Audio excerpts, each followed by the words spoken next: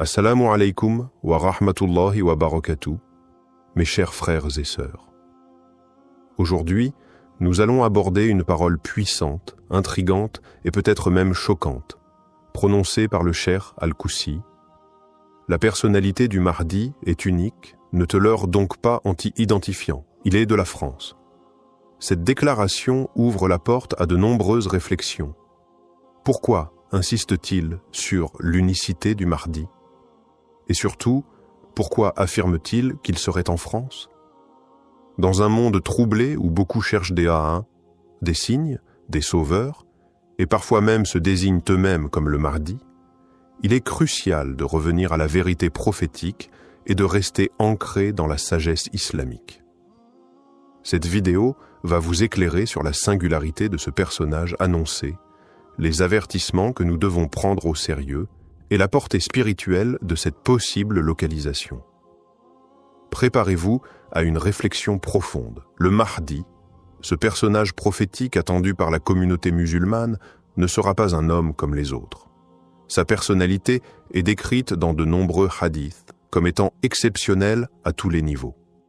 Le prophète Muhammad a dit « Le Mahdi est de ma descendance, de la lignée de Fatima ». Cela signifie déjà qu'il porte une noblesse de sang, une pureté de lignée, mais aussi un héritage spirituel profond. Il ne sortira pas de nulle part, et sa venue ne sera pas une coïncidence. Il est prédestiné, choisi par Allah pour une mission unique, rétablir la justice sur terre à un moment où l'oppression aura atteint son paroxysme. Sa guidée ne viendra pas d'un simple apprentissage religieux, mais d'une lumière qu'Allah placera dans son cœur. Les textes indiquent qu'il sera juste, patient, humble, courageux, et que son jugement sera droit, sans déviation ni faiblesse. Sa présence mettra fin aux tyrannies, aux conflits internes de la Oumma, et il unifiera les musulmans dans la vérité.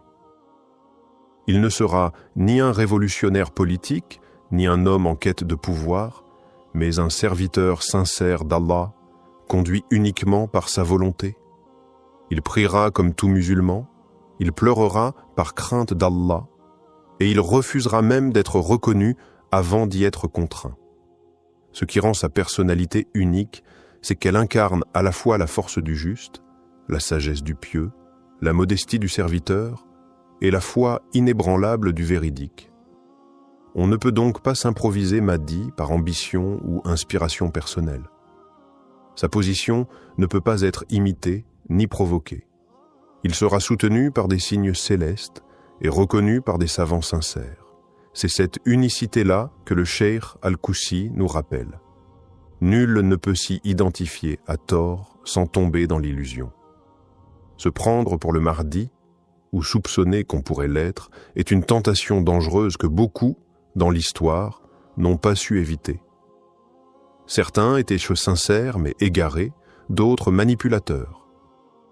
Dans les deux cas, le résultat est désastreux.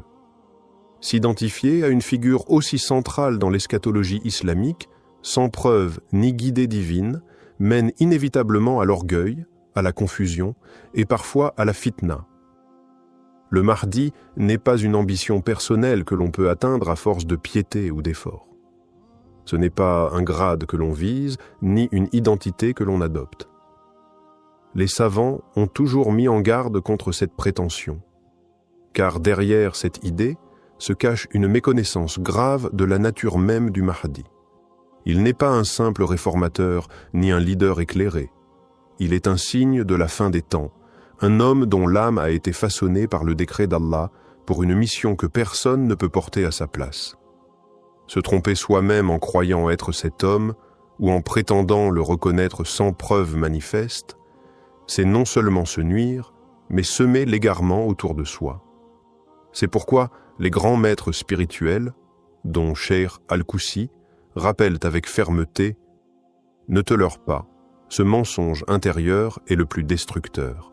Se croire Mahdi, c'est en réalité ignorer ce qu'est véritablement le Mahdi. » Cheikh Al-Koussi, dans ses interventions marquantes, insiste sur une vérité que beaucoup refusent d'entendre. La personnalité du Mahdi est au-delà de toute projection humaine. Lorsqu'il dit ne te leurre donc pas en t'y identifiant, il s'adresse directement à ceux qui laissent leur ego spirituel les égarer. Son message est clair. Tu peux aspirer à la piété, à la sincérité, à la réforme, mais jamais tu ne peux revêtir cette station sans y être désigné par Allah lui-même.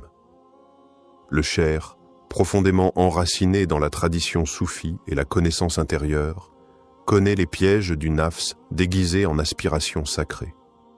Il rappelle que même dans le cheminement spirituel, il y a des limites à ne pas franchir. Le Mahdi ne se connaît pas comme tel au début. Il n'en parle pas. Il ne s'y identifie pas. Et s'il en vient à être reconnu, c'est contre sa volonté, par la pression des croyants sincères, des savants, et surtout par les signes incontestables prévus par Allah. Le cheikh insiste donc. Celui qui s'auto-désigne ou qui croit ressentir en lui des signes du Mahdi est en réalité dans l'erreur, car ce genre de perception naît souvent du désir, pas de la révélation. Seule une guidance divine, appuyée par des preuves extérieures et validée par la communauté véridique, pourra confirmer ce personnage. En attendant, la meilleure attitude est l'humilité, et non l'identification présomptueuse. Lorsque Cheikh Al-Koussi affirme que le Mahdi est en France, cette déclaration étonne, interroge, voire dérange. Que veut-il dire exactement? Est-ce une parole symbolique, spirituelle ou bien littérale? Plusieurs hypothèses peuvent être envisagées. D'abord, il est possible qu'il parle d'un lieu d'habitation actuel, sans nécessairement signifier que le Mahdi soit originaire de France.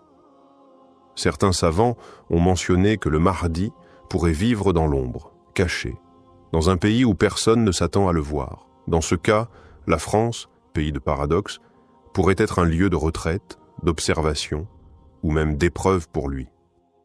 Une autre interprétation possible est que Cheikh Al-Koussi parle du lieu d'éveil de sa mission, et non de sa naissance. Peut-être que ce personnage, bien que descendant du prophète, aura été élevé en Europe et que c'est depuis cette terre qu'il commencera à ressentir l'appel intérieur. L'histoire islamique est remplie de cas où des réformateurs ont surgi d'endroits inattendus.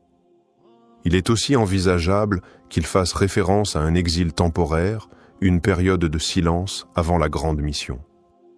Enfin, certains pensent que Cheikh Al-Koussi évoque la France comme un symbole de désordre spirituel et social, dans lequel le Mahdi serait plongé afin d'être formé à affronter l'ampleur de sa tâche.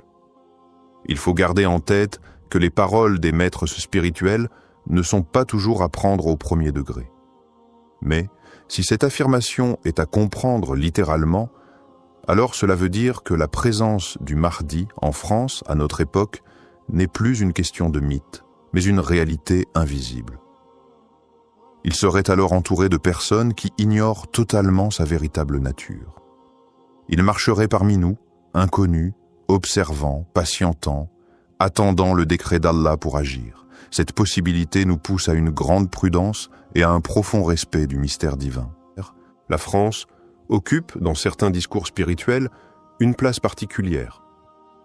Pays de lumière pour certains, terre d'épreuve pour d'autres, elle est souvent décrite comme un territoire de contradiction. Certains maîtres soufis ont mentionné que l'Occident serait un lieu de confusion intense à la fin des temps, mais aussi un lieu où jaillirait un renouveau inattendu. Des récits non officiels circulent sur des awliyas, cachés vivant en Europe, formant spirituellement des âmes choisies à l'insu du monde. Dans cette optique, la France pourrait être perçue non comme un centre islamique classique, mais comme un terrain de préparation silencieuse. Elle incarne les tensions modernes, sécularisme extrême, rejet de l'islam, mais aussi des milliers de conversions sincères chaque année. Le Mahdi, s'il y est réellement, serait exposé à l'un des environnements les plus hostiles, ce qui renforcerait son endurance, sa sagesse et sa compréhension des défis de notre époque. C'est précisément dans ce genre de climat que les cœurs se forgent. Si Cheikh Al-Koussi l'a affirmé, peut-être veut-il nous alerter sur une vérité que personne n'ose encore voir, que la France, avec tout ce qu'elle représente, pourrait être le théâtre du plus grand bouleversement spirituel de notre ère.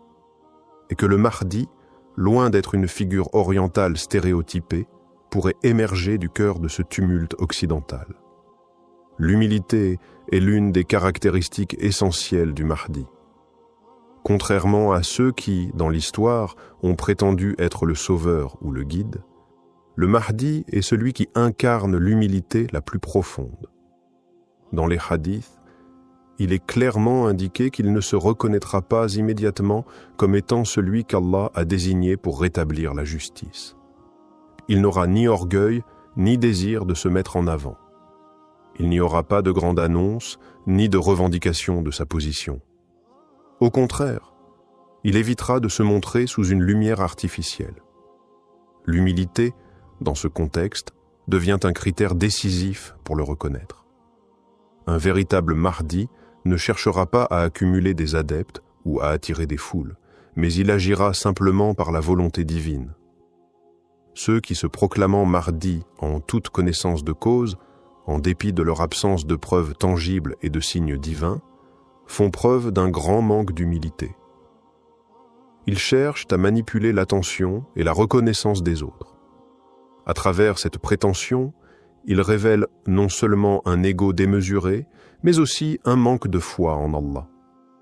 Le vrai Mahdi, au contraire, restera discret, guidé par Allah seul, et les gens viendront à lui non par son propre désir, mais parce que leur foi en Allah les aura poussés vers lui. Il saura sans doute que son apparence même ne sera qu'un instrument dans la main d'Allah pour accomplir un dessein bien plus grand. C'est pourquoi l'humilité, dans le cadre de la personnalité du Mahdi, est non seulement un signe distinctif, mais aussi un enseignement central pour les croyants.